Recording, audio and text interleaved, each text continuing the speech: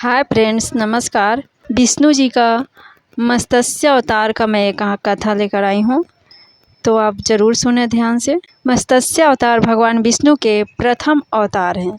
मछली के रूप में अवतार लेकर भगवान विष्णु ने एक ऋषि को सब प्रकार के जीव जंतु एकत्रित करने के लिए कहा, और पृथ्वी जब जल में डूब रही थी तब मत्स्य अवतार में भगवान ने उस ऋषि की नाव की रक्षा की। इसके पश्चात ब्रह्मा ने पुनः जीवन का निर्माण किया। एक दूसरी मान्यता के अनुसार एक राक्षस ने जब वेदों को चुराकर सागर की अथाह गहराई में छुपा दिया, तब भगवान विष्णु ने मत्स्य रूप धारण करके वेदों को प्राप्त किया और उन्हें पुनः स्थापित किया। मत्स्य अवतार की कथा। एक बार ब्रह्मा जी की असावधानी के कारण एक बहुत बड़े दैत्य ने वेदों को चुरा लिया। उस दैत्य का नाम हयग्रीव था। वेदों को चुरा लिए जाने के कारण ज्ञान लुप्त हो गया, चारों ओर अज्ञानता का अंधकार फैल गया और पाप तथा अधर्म का बोलबाला हो गया। तब भगवान विष्णु ने धर्म की रक्षा के लिए मत्स्य रूप धारण करके हयग्रीव का वध किया और वेदों की रक्षा की। भगवान ने मत्स्य का रूप किस प्रकार धारण किया, इसकी विस्मयकारिणी कथा इस प्रकार है। कल्पांत के पूर्व एक पुण्य आत्मा राजा तप कर रहा था। राजा का नाम सत्यव्रत था। सत्यव्रत पुण्यात्मा तो था ही, बड़े उदार हृदय का भी था। प्रभात का समय था, सूर्योदय हो चुका था। सत्यव्रत कृतिमाला नदी में स्नान कर रहा था।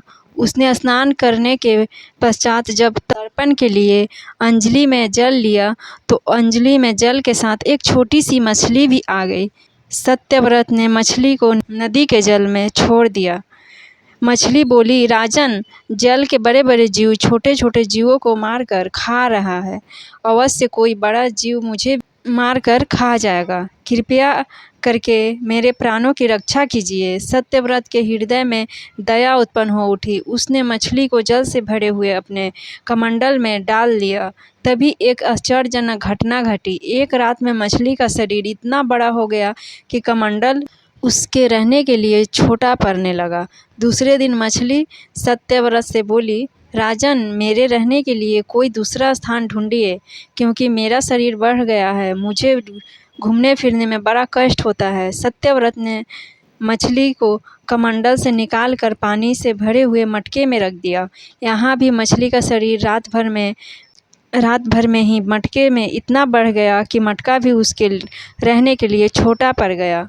दूसरे दिन मछली पुनः सत्यव्रत से बोली, राजन, मेरे रहने के लिए कहीं और प्रबंध कीजिए, क्योंकि मटका भी मेरे रहने के लिए छोटा पड़ रहा है। तब सत्यव्रत ने मछली को निकालकर एक सरोवर में डाल दिया, किंतु सरोवर भी मछली के लिए छोटा पड़ गया। इसके बाद सत्यव्रत ने मछली को नदी में और फिर उसके बाद समुद्र में डाल दिया। आश्चर्य, समुद्र में भी मछली का शरीर इतना अधिक बढ़ गया कि मछली के रहने के लिए वह छोटा पड़ गया। अतः मछली पुनः सत्यव्रत से बोली, राजन, यह समुद्र भी मेरे रहने के लिए उपयुक्त नहीं है। मेरे रहने की व्यवस्था कहीं और कीजिए। अब सत्यव्रत विस्मित हो उठा। उसने आज तक ऐसी मछली कभी नहीं देखी।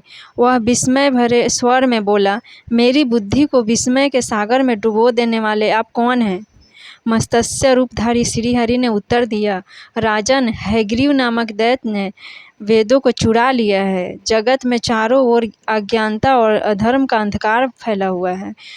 मैंने हयग्रीव को मारने के लिए ही मत्स्य का रूप धारण किया है। आज से 7वें दिन पृथ्वी प्रलय के चक्र में फिर जाएगी। समुद्र उमड़ उठेगा, भयानक वृष्टि होगी, सारी पृथ्वी पानी में डूब जाएगी। जल के अतिरिक्त कहीं कुछ भी दृष्टिगोचर नहीं होगा। आपके पास एक नाव पहुंचेगी। आप सभी अनाजों और औषधियों को बीजों को लेकर सप्तऋषियों के साथ नाव पर बैठ जाइएगा।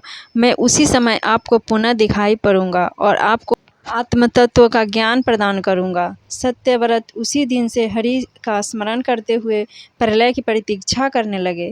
7वें दिन प्रलय का दृश्य उपस्थित हो उठा। समुद्र भी उमड़ कर अपनी सीमाओं से बाहर बहने लगा। भयानक वृष्टि होने लगी। थोड़ी ही देर में सारी पृथ्वी पर जल ही जल हो गया। संपूर्ण पृथ्वी जल में समा गई। उसी समय एक नाव दिखाई पड़ी। सत्यव्रत सप्त ऋषियों के साथ उस नाव पर बैठ गए। उन्होंने नाव के ऊपर संपूर्ण अनाजों और औषधियों के बीज भी लेकर गए। नाव प्रलय के सागर में तैरने लगी। प्रलय के उस सागर में उस नाव के अतिरिक्त कहीं भी कुछ भी नहीं दिखाई दे रहा। सहसा मत्स्य रूपी भगवान प्रलय के सागर में दिखाई पड़े। सत्यव्रत और सप्त ऋषिगण मत्स्य रूपी भगवान की प्रार्थना करने लगे। भगवान को आत्मज्ञान पाकर सत्यव्रत का जीवन धन्य हो उठा। वे जीते जी ही जीवन मुक्त हो गए।